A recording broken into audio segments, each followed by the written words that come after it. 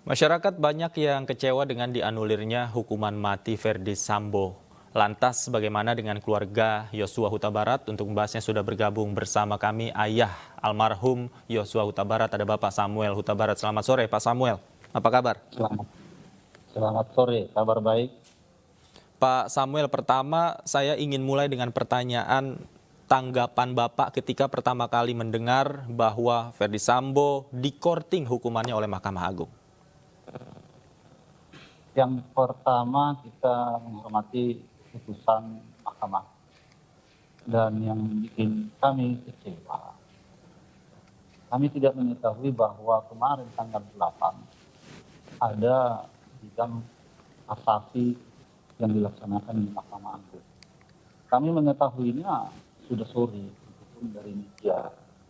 Itulah yang sangat kami kecewa. Jadi proses yang berjalan kita tidak mengetahui ataupun tidak terlaksana transparan di pelaksanaan persidangan.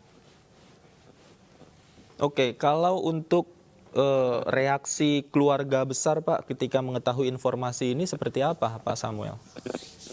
Ya, reaksi kami sangat terkejut. Terkejutnya begini, itu kan sudah 2 tahapan persidangan.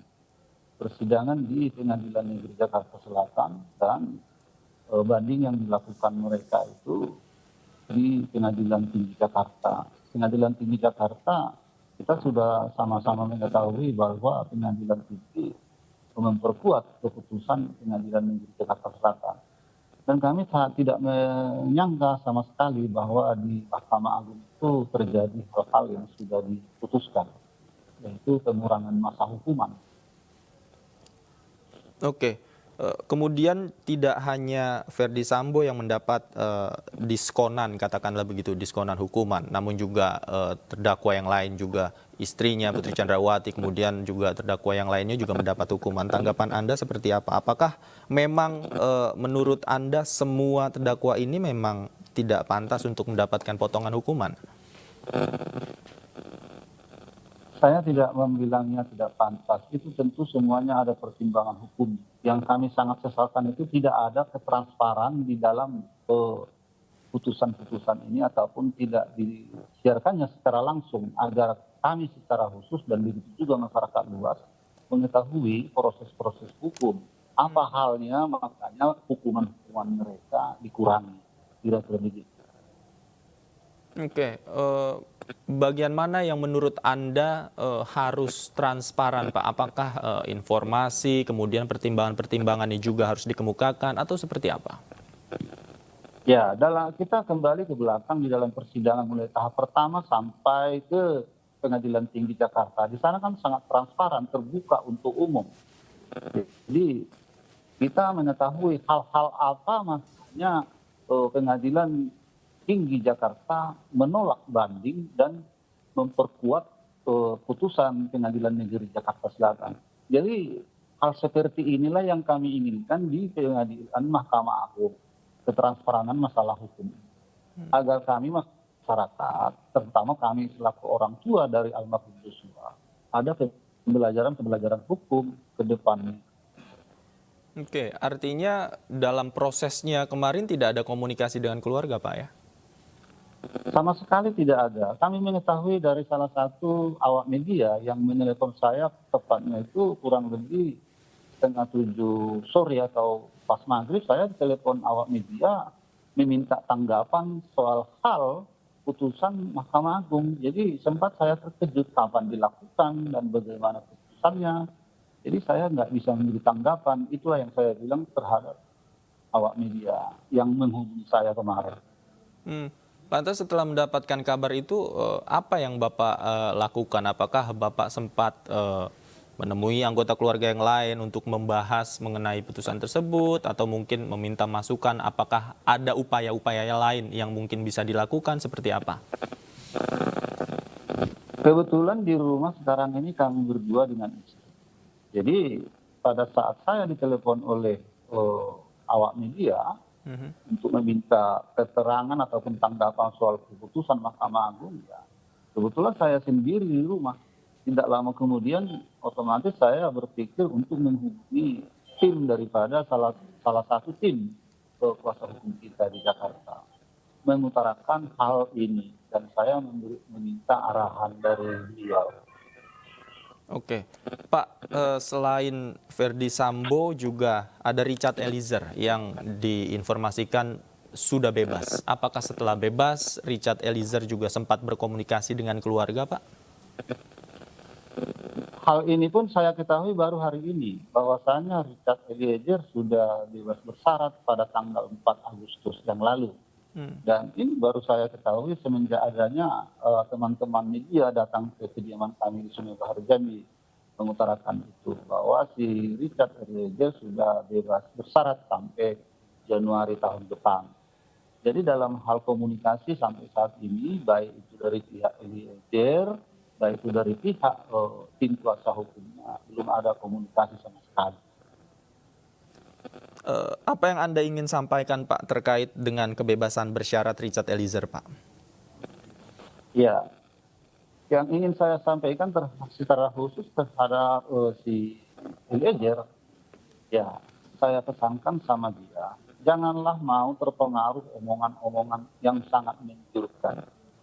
Sekalipun itu siapa, dan janganlah mau diintimidasi. Kita ini negara hukum. Itu saja. Anggaplah ini semuanya menjadi suatu pembelajaran untuk semasa hidupnya di dunia ini. Jangan terulang kembali.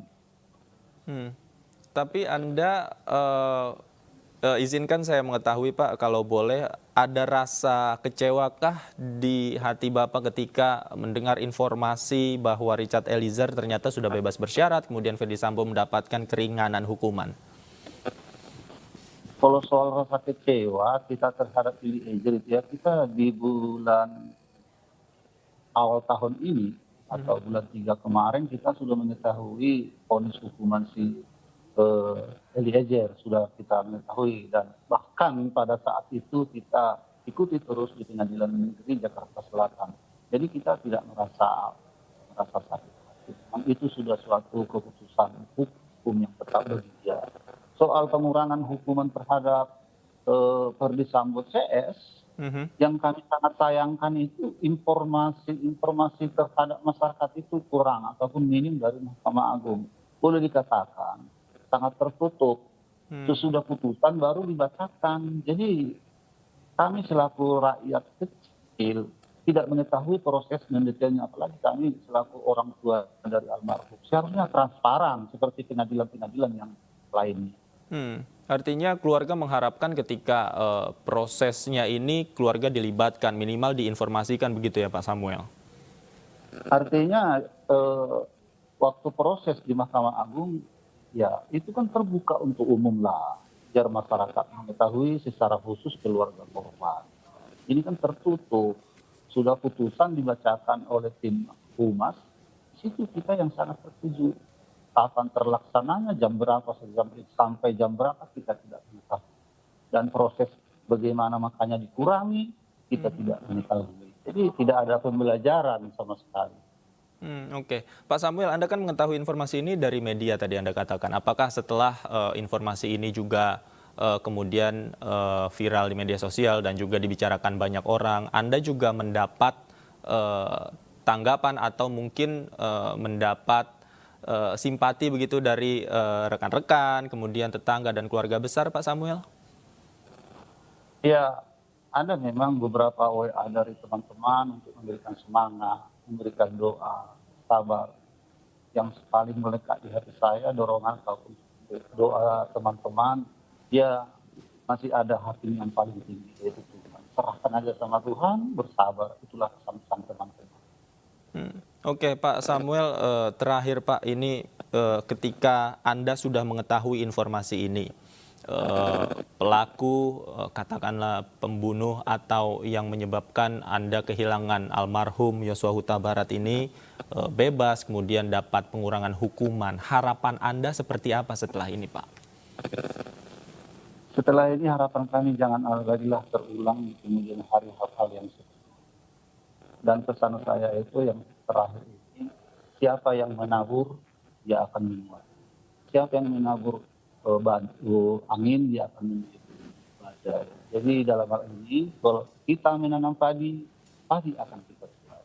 Jadi hati-hatilah. Oke, baik.